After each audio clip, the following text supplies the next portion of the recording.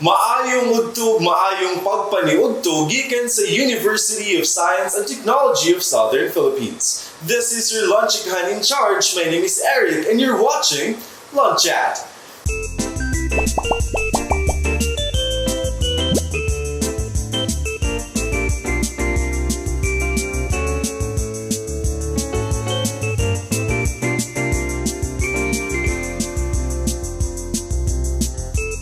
Greetings to all trailblazers across the USTP system. Join me today for a chat as we unfold different activities and initiatives in the University's 7-point agenda dynamic. Mga ka-LunChat, the university has always been a trailblazer in doing various research in different fields through our research centers and institutes. From poverty, gender development, economic and social development, agriculture, and many more. For this episode, we will be joined by one of our research centers in the university that covers policy, culture, and creative studies in the harmonizing division of the university in advancing human development. Mga ka-LunChat, here with us today is NP Angelie A. Collera, the center head for Center for Human Development. So ayan ma'am, maayong udto. Yes, salamat kaayon og maayong udto pod ug maayong udto sa tanan nato nga mga viewers ug followers sa LunChat, and it's really an honor to be here, to be invited and to share our story pod no as partakers sa university nato nga mga efforts. Right, thank you so much pod ma'am for gracing us with your presence today. We are equally honored pod nga gihatagan po nimnog time ni atong programa. Anytime. Yes, daghang salamat ma'am. And to kickstart the conversation rather, ma'am, nag-browse ko sa inyong page sa CHDS, and I can't help but notice nga daghan gyud mo activities and initiatives or projects in your center. To help our viewers understand more, ma'am, can you tell us a short background about your center, and can you enlighten us with the projects you're currently involved in? Alright, sige no. Ang Center for Human Development is one of those una gyud siya nga na-establish nga centers sa ato ang university. We started the planning in 2019, and then by 2018 we got the BOR approval, no? Nga mag-function na siya as one of the research centers and institutes. The center is actually, me being a social scientist, is on by the name itself, human development, but particularly we're currently having projects on promotion and protection of our IPs, the culture that they have, because ang hugot gud kumbaga sa center was because at that time when we were starting na namidaan project with SHED and NCCA about among i-document among indigenous knowledge system sa atong IPs sa Malitbog ug sa Talakag. So gi-follow through na siya, so nami na nga theme kay thematic man siya, and because of the pandemic, no, given na siya nga naana sa ato ang passion sa environment, and then we saw that there is the kanabitang cry of the tao atong una when we had the lockdown in 2020 yun nga ahaman mi mga ngitag pagkaon. So we started our advocacy on the promotion of food security sa ato no urban centers, because we understand nga kung dili gyud ta mananom kay unsa tong kaunon, siminto na siya, no? So we launched that advocacy that is on the promotion of food security, and at the same time at ma-divert ang attention sa ato ang mga kaigsuunan, no, sa effect sa COVID. So para makatabang siya nga ma-ease ang kanang effect sa COVID sa mental health. So we called our advocacy as GSK, or Gulayan sa Kabalayan, and English ana niya is Gardens for Sustainable Kitchen, and we had several activities. That was March 2020, and this is already our third year. We thank God for our partners, and we also thank you because before we aired, no, isa ka sa among hosts sa katong mga webinars, because we conducted webinars para i-capacitate ang atong mga kanang mga kaigsunan diri, no, kay apparently nagyud pud nay nakalimot na unsaon pag-garden, no, pagpatubo, because we distributed seeds, vegetable seeds, thanks to our partners, and kana siya niya ang crucial man gud is ang pag-germinate, ang pagpatubo sa seed. So kung dili nimo na siya matabangan, murag masayang ang imuhang seed kay kwarta po na siya, di ba? So inana. So we thank our partners, USTP Claveria, DA and City Agriculture Office of Cagayan de Oro, and of course our various departments diri sa Cagayan sa CDO nga campus. We have TCM, your department. That's why you were able to join us. Salamat kayo, of course, and then DT Ted sa CSTE, among others, no?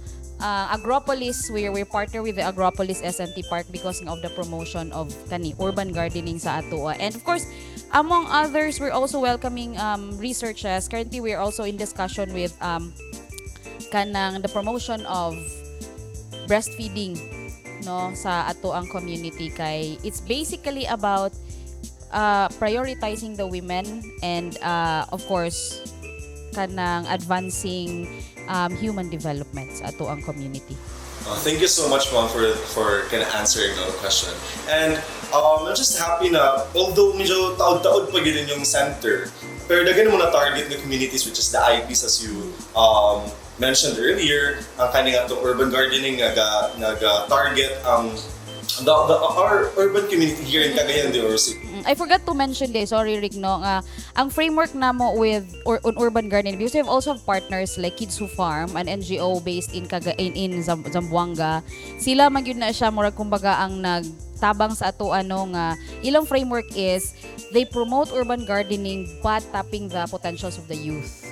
Primarily kay para ma-resolve nato bitaw ang problema, we hope that we can contribute to the kanang solution nga ang mga farmers nato is tigulang na. So kung bitaw the problem on aging farmers, and then wala na produce og mga pagkaon sa tuwa. So we're making gardening hip and fun para sa atong mga batanon, kay para pud mo bitaw kung kay baluta mag-fashion and all kani mga digital nga mga kuan, so ang basic di nato kalimtan. So that's why we're gathering the youth, and we are so grateful sa Barangay Pagatpat o Barangay Tablon who welcomed us. They're our partners, and so on our 2022, we also had we partnered also with UST sa ilahang community enhancement for science and technology nga program, that we were given 1.2 million nga grant para mag-establish og hydroponics nga kanang grow house, but this is hybrid because we use the technology, solar nga technology, kay para na siya aeration, dili na siya atong kratki. So the project is ongoing, and by this year hopefully makadaga na gyud siya, and I'm so excited of that also. Yeah, we are also excited. I know our viewers are also excited, ma'am. Let me just add to it, ma'am. Kay you said earlier nga nag-start ning urban gardening, no, when the pandemic started, and everyone during sa pandemic kay plantito and plantitas na yun, might as well kanang use it na mas sustainable ang gardening, which is very good, a good initiative yun, ma'am, for your development. So thank you so much for that, ma'am. So ni sabay mi actually kanang ang ni popular lang gyud adto nga time was kanang mga ornamental. Pero prior sa ornamental, kabara na mga May, because ang GSK launch na mo ito was March. So this laging third year na yun siya, and we're so grateful that we were able to distribute seeds pag nagsugod siya mga May. So mura bitog sabay ta, mananong mong pagpagwapas mo sa inyohang mga tanom ninyong balay diha, mananong mo sa itong pagkaon. So yun na siya. Daghang salamat, ma'am. For the overview, and of course for the overview po sa inyong mga projects currently. So ma'am, before ta mo proceed, ma'am, sa tong chikahan, no, let's take a short game na lang just to lighten things up lang. Sige. So we'll have a short game, ma'am, called Guess the Food. So to give you a brief mechanics, and of course our viewers, just have to guess the food, ma'am, based on the photos which will be flashed here sa tong screen. And to our viewers, you're also welcome to guess the food. Just use our official hashtag, that's hashtag USTP LunChat, and give us your best shot. So, ma'am, yes, you will be given the food, ma'am, 45 seconds to answer. To figure out. Maulawan sa itong mga estudyante ani nga nag-charot bitaw. Sige daw, be. What is the first picture? So, get ready to guess the food. Ay. Maha. Hello. So unsa siya? Ang sa ibabaw, 4 pictures and 1. Oo, ma'am. Unsa lang something in common kibali. Mais. Oo. Galuto ko ana sa ilaha. Except lang ng kanang isa kanang binaki, but I eat binaki. Oo. Diba? So final answer, ma'am, lock in ang answer. Ang common sa ilaha? Yes. Mais. Answer is corn. corn. Pinisaya lang ako. Grabe, In the oo. Nautaka version. very gardening related kaya itong Okay. ma'am. Without diba? Mga Oo. unay taana. Right. Ma'am, to give you a short trivia about corn, of course, atong viewers know, corn is related to grass. Corn is from the grass family, as are wheat, oats, and rice. So these species grow much longer than grass and are considered to be grains. Despite this classification, corn is considered by many to be in the vegetable family. Oh, the more we know, mga kalantsa. So it's a grass. Now Yes. I know. Okay. Sige, ma'am. So, thank you so much for participating, man. Of course, no, sa ating Yes. viewers, thank you so much, pod. So, going back, ma'am, no, natay very active engagement, especially sa atong youth. Yes. Diba? And, Oo. ang atong storyahan karon, ma'am, is yung project called Youth Advocates Project. So, can you walk us through this project, ma'am? Yes, salamat no. As I mentioned earlier, we really tap the youth. And so that in 2021, another partner that we have for GSK was USAID Opportunity 2.0. This is particularly catering the needs of our out-of-school youth, mga OSYs. So, ang gibuhat, initially when we went to the barangays Pagatpat and Tablon, by the way, it was with the recommendation of another partner na mo, si Clendro, because they have manggod this established nga MRF. So, ang framework manggod is you establish an urban gardening without necessarily breaking your wallet, no, Right. by recycling mga materials or repurposing materials. So ana siya mura bitog circular economy that you have your waste there, so of course given na siya vegetable waste and all for compost, but other materials that you can use sa imong gardening, like kung mag-container garden ka, mag-inana, so nana siya dito. So mo nang amo ang gitap kay it was recommended nga na sila MRF. So mo to siya, and thankfully good, there are partners in pagsulong ani. So 2021 si USAID Opportunity 2.0 ni abot sa amo because na naman mi good ga-engage na sa SK. And understanding nga naagyud po yung mga out of school youth sa aning duha ka Right. barangay. So we organize, and for branding, we call them ang Youth Agvocates. No, gikan na siya sa duha ka words, advocates in agriculture. So because we're tapping the leadership of the youth, so giisa na namo siya Agvocates, no? So advocates in agriculture. So kana siya we have a network now in the two barangays, but of course this is with the training po sa mga partners, the AATI gi-capacitate sila with Green Minds Incorporated, gi-capacitate, gi-training po sila kay para yun mas makaano. And then we have sa Barangay Tablon si Stephen, who is also the current OSY nga president sa Cagayan de Oro, Miss Or. And sa Barangay Pagatpad si Sheena, nga graduate nato dire, no, nga nag-appeal siya para ang ilaha lang yung function is like while they work on their garden, they would also be an ambassadors for the youth para mahimo gyud siyang maduol gyud ang ato ang kanang urban gardening sa mga batan-on. So we're expanding this year. We are expanding the volunteers. This is on volunteer nga basis, but also tandem siya. They come to us, express their interest, but also we capacitate them on kana siya sa urban gardening with our partners. Right. Thank you so much for that, ma'am. Now that we're talking about participation, ma'am, sa youth, how important is this po towards sustainable development? And how do we encourage them to engage in the activities that contribute to sustainable development? Yes. Now, speaking of sustainable development, the project itself is actually hitting many targets. We have Zero Hunger. Yes. No, and Zero Hunger Lab is also a partner of GSK, and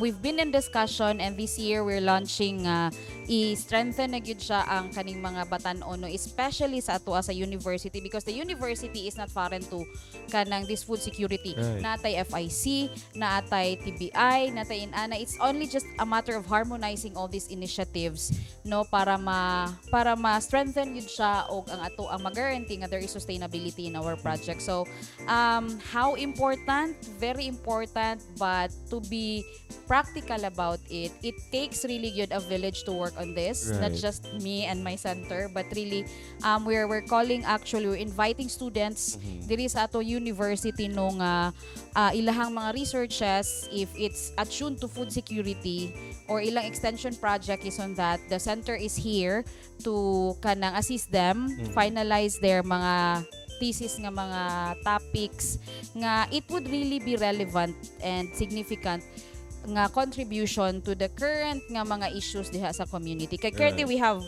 in work apart from Barangay Pagatpat and Tablon, we're also working with the PLGU of Misamis Oriental on their food security nga mga initiatives.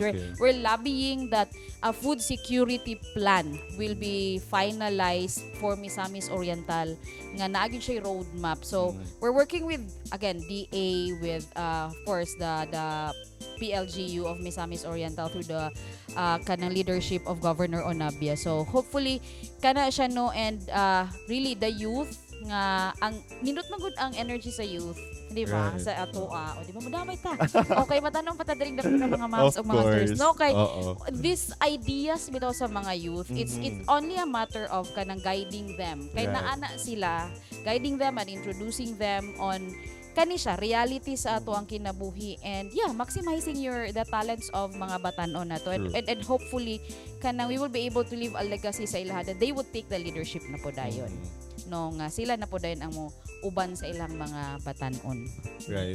Really taking advantage, ma'am, no, of the potential sa atong mga youth, especially ani nga agriculture sa ato is slowly dili man sa dying, pero like you said earlier, ma'am, ang mga Hadlok agriculturist karon kay mga oldies na. So like medyo lisod na kayo murag nakabasa ko one time pod na agriculture, how would we kanang tell people kay lisod lagi kaayo dili kaayo gakatagaag bili ang agriculture dili sa Philippines. Mo nang less people or less youth are taking agriculture kay wala kay siya ginatagaan og bili, and it's very good to hear nga naani siya nga but mga there initiatives. is actually no kanilang ihatag lang po nako musingit ko, there is really good income, there is money good siya in agriculture. Like we also have our partner sa and she's also a youth advocate, no, si Maiden nga Demesana. She's currently a student, a full-time student, and yet she has a farm.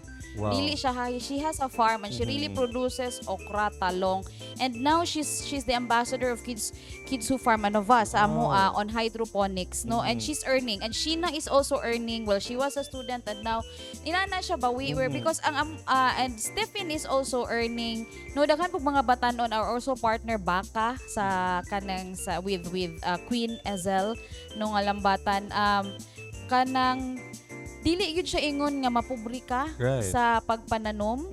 Naa siya kay this is a basic nga commodity, makuan man gyud siya. Unya it's only a matter of kanabitang securing kay basic lang siya. Kung karon mahal kay ang mga sibuyas, mga kamatis and all. Kung naa kay imong gipananom ana sa imuha, that's already a savings on your part. Di ba? Kay ma-spend na to nimo sa lain nimo nga mga kuan. So inana siya no, kay amo by the way di ay apart from capacitating them on how to grow, we also are teaching them on how to save. So naami gina Barangay Tablon nga kanang nga advocates na mo, we already trained them on the savings club. So hopefully no kay their earnings, so kana sila na gyud ang magdala sa ilahang kwarta nga in time they will really take the leadership, maghulat na lang di na sila masighulat og unsa pa ang inyong ihatag sa mga tabang, sinana siya. Okay, thank you so much, ma'am. Kay nagusbong ko ganina when you told me na some youth are really earning na from farming. Yes. Okay, I think mo nang kulang sa ato to inspire the youth na there is really money sa agriculture, no. And thank you so much, ma'am, for sharing no with us and for being with us today. Kay it's about time na I know nga isa lang sa mga projects sa inyong center, pero it's very good nga ginatagaan yun nato og emphasis ang agriculture, especially dili lang sa atong urban community sa Cagayan de Oro, but of course sa whole Philippines as well. Okay, it's better na to start small good until mag-scale. Kay ironic man gud siya kaayo. By profile agricultural tanga country, and yet we're importing. Unya di dako manggug ko sa among elementary pa nga naagi mi gardening, high school mga mananom unya karon kay murag pipila naman lang ka schools, and yet but hello DepEd kay balo ko na may gulayan sa paaralan, no. We're also embarking a partnership with City Agriculture on that karong tuig, hopefully malahutay gyud na siya, no. So kay mura bitaw you cannot live without food. And True. this, we recently had a meeting mga research centers, no, and quoting what our VPRI mentioned, si Doc Apple nga Gonzaga ba no nga, we're still in a pandemic, FYI, basi nakalimuta. In the previous years, ang frontliners na to ang medyo affected, no, and we were hoping the backliners, kaning mga food producers, dili siya maapektuhan. And then as according to Pag-asa, we are entering El Nino, the drought, the dry season, and in agriculture, goodness, 80% of that, correct me if I'm wrong, but dako yung kaya siya nga factor ang tubig. Right. No, na kung mag-inana ta sumura bitaw, our frontliners medyo na bugbog na sila, we do not want that our backliners would be also affected. Right. So it's about time that we're not competing. Ang GSK is not competing with mga kaning industries nga dagko gid siya hektar, but we're also bringing agriculture food production diha sa ato ang tugkaran. Kanang i-localize ba nato siya ang ato bitong pag-produce nga at least sigurado ta nga murag nakoy kanon kay pasensya kayo hatabian ko, but ako magod, one of our studies recently with NCCA was about documenting the practices atong mga IP sa nga mga talaanding sa talakag on their disaster resilience. And among gipangutana, kung drought dato, kamo ba mga IPs naka-experience ba mo ginana siya? Nahulaw ma'am, pero di man magutom. You know why? Gapananom sila lagot mon. Diba? So, that's food. Lagot mon, kasava, kamote, ube, kanang dili na kay siya gapanginahanglan og tubig. Water. And hydroponics, by the way, what we're advocating is that because you don't need so many tubig, at the same time you don't need soil, you don't need a bigger space para makaproduce ka og imuhang food. Nice. So inana siya. Basig sa sunod na to na siya nga segment istoryahan. Oo, pohon ma. We'll be happy to have you here again, no, sa atong mga sunod nga episode. Nag-volunteer. Oo. Okay. Of course, ma'am. Thank you so much, ma'am. We'll try to keep in touch with you po sa inyong mga future. I'd be happy good. It'd be my honor. Oo. We are very excited sa inyong mga future endeavors, ma'am. Salamat. Oo, daghang salamat. So, once again, ma'am, daghang salamat, no, for being with us. Karong ting paniod to. Yes, anta nabusog sila no sa Sa tong chikahan. Oo, grabe. Ako equally interested kay ko o intrigued kay ko ani nga topic because agriculture is not talked that much good, especially sa among youth. So, sa atong nga mga youth. Sa ato, diba? Ato ibalik sila sa conversation. Oo. Okay, so once again, ma'am, thank you kaayo sa nga tanan for gracing your presence with us and for sharing these informative tidbits. I know that the USTP community will be thrilled to know more about what your center has to offer, no, para sa ilaha, and of course sa mga trailblazers in general. There you go, mga ka-LunChat. In the university 7-point agenda dynamic, the Center for Human Development falls under letter M, which is to maintain vibrant research and strengthen extension services and maximize utilization of their outputs that will contribute to economic development. This has been your LunChat in charge, Dotarot. See you next episode dito lang sa LunChat.